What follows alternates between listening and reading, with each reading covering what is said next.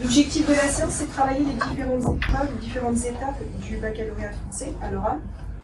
Voilà, je suis arrivée au lycée français Sophie Germain à Rabat, au Maroc, il y a 3 ans. On m'a confié des classes de première. J'ai décidé de préparer les élèves au bac de français autrement. J'ai voulu créer un endroit où chaque élève se sent bien. Un endroit où ils s'assoient où ils veulent, ils travaillent à leur rythme, ils trouvent des idées et surtout du plaisir à venir en cours. Un endroit où on aime la littérature. Quand j'ai appris qu'il y avait le concours des pannes de l'EFE, j'étais dans ma cuisine. J'ai pensé à la classe flexible, évident. Donc ils vont être par petits groupes. Je vais faire un atelier jeu pédagogique. Mais pour que ça marche, faut anticiper. Tout. Les élèves allaient bientôt passer leur deuxième bac blanc à l'oral. Mon idée, les entraîner, mais pas n'importe comment. J'ai imaginé 7 ateliers, 2 heures, en petits groupes.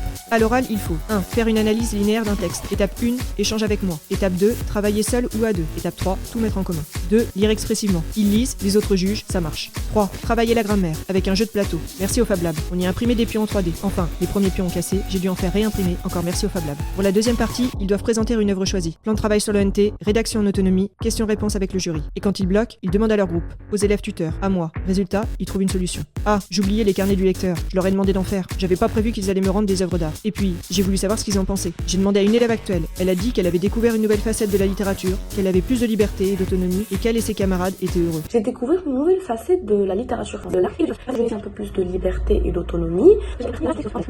Chaque fois que nous entrons en classe de français, nous sommes juste tous heureux d'être là. J'ai aussi demandé à d'anciens élèves, maintenant partis du lycée, quels souvenirs ils en gardaient. Ils m'ont dit que c'était enrichissant, amusant, ludique, incroyable, efficace, épanouissant. Enrichissant, amusant, ludique, incroyable, très efficace, épanouissant. Une mère d'élève à qui je n'avais rien demandé m'a envoyé ça le jour de l'enregistrement. Alors on l'a ajouté. Elle dit qu'elle est contente. Voilà, j'ai mis en place la classe flexible pour préparer le bac de français. Madame, finalement, la classe flexible n'est-elle pas une métaphore vivante de notre capacité à nous adapter dans un monde en perpétuelle mutation ?